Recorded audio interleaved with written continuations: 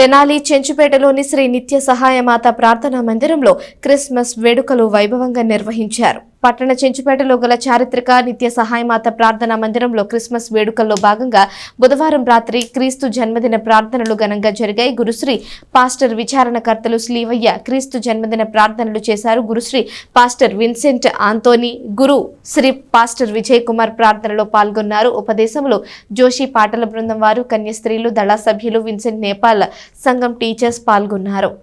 ఈరోజు యావత్ ప్రపంచము క్రీస్తు జన్మదినోత్సవాన్ని ఎంతో ఘనంగా జరుపుకోవటము మనందరం కూడా చూస్తూ ఉన్నాం.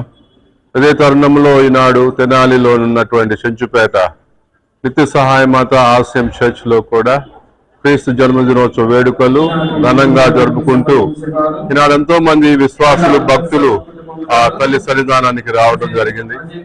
కాబట్టి ఈ కార్యక్రమం అంతా కూడా ఆ క్రీస్తు ఏ విధంగా అయితే ప్రేమ సందేశాన్ని, శాంతి సందేశాన్ని లోకానికి అందించడానికి తాను మనుషావతారం ఎత్తి పాపులమైన మధ్య జీవించి ఏ విధంగా మనందరినీ కూడా దేవునిలో ఐక్యం చేయడానికి దివి నుండి భూమికి నిర్వహించినటువంటి ఆ ప్రభు యొక్క మహోత్సవాన్ని ఈనాడు జరుపుకుంటున్నటువంటి తరుణంలో ఈనాడు ఇక్కడ విచ్చేసి ప్రార్థిస్తున్నటువంటి అందరికి కూడా క్రీస్తు జన్మదిన